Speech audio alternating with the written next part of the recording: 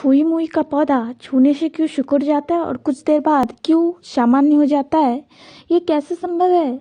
तो चलिए कुछ बातें जानते हैं इस पौधे के बारे में।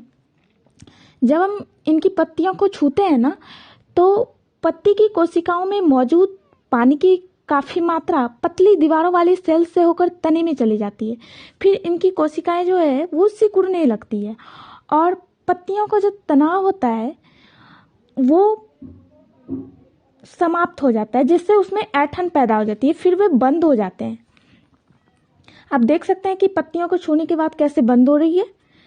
इसको हम छुई मुई का मुरझाना कहते हैं और इस पौधे का वानस्पतिक नाम मिमोसा प्यूडिका है।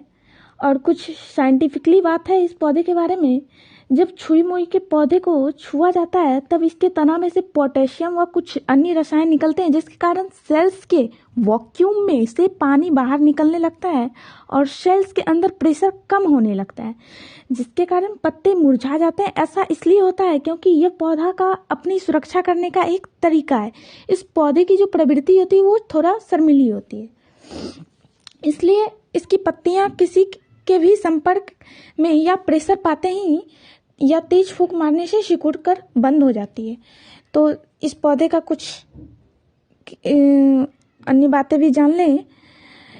शास्त्र के अनुसार इस पौधे को बहुत शुभ माना जाता है और छुई मुई के पौधे से लाभ भी प्राप्त होते हैं। कुछ ऐसी बीमारियां हैं जो इसके पौधे से उस बीमारी को कंट्रोल करने में मदद करती है। तो चलिए कुछ बीमारियां के नाम आपको बताती हूँ। ये डायबिटीज कंट्रोल करने में मदद करते हैं और ब्लड शुगर लेवल को कंट्रोल करते हैं। इसे लाजवंती के पौधे के नाम से भी जानते हैं। इसके इस्तेमाल से शरीर में ग्लूकोज